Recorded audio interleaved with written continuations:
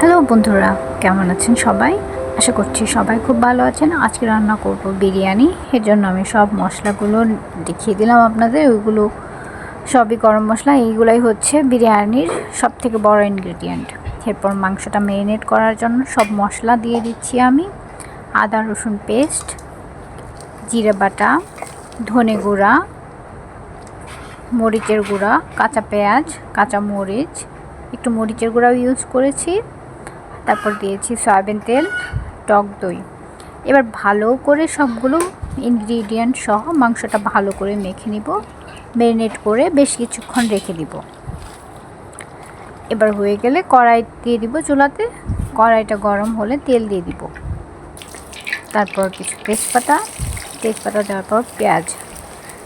এবার কিছুক্ষণ নাড়াচাড়া দিয়ে একটু শাহি জিরা দিয়ে দিলাম। এবার ভালো করে ভেজে পেঁয়াজটাকে ব্রাউন করে নিতে হবে। তারপর বেরেস্তাগুলো আমি উঠিয়ে নিচ্ছি। এবার আমি ওই কড়াইতে মাংসগুলো দিয়ে দিব।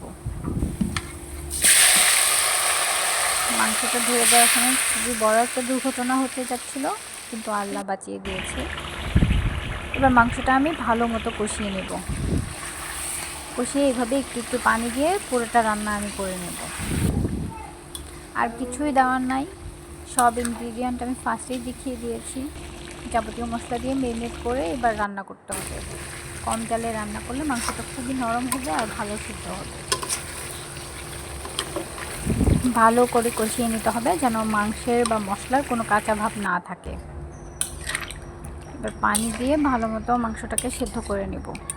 আমি চালটা যে রান্না করব এটা সরাসরি পানিতে দিয়ে দিব, এটা আমি এক্সট্রা করে কিছু করব না। তারপর মাংসটার মধ্যে একটা পাতিলটা চেঞ্জ করে নিয়েছি।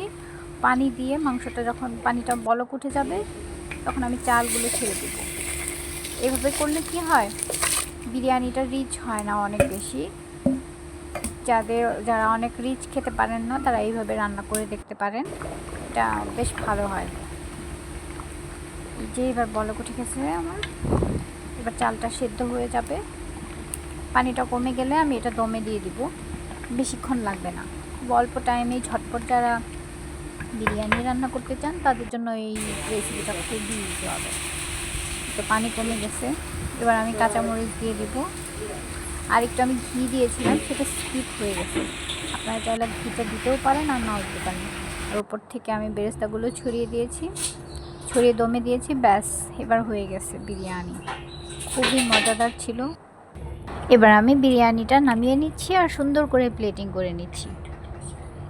গরম গরম বিরিয়ানি খেতে খুবই টেস্টি ছিল। আশা করি ভালো লেগেছে ভিডিওটা।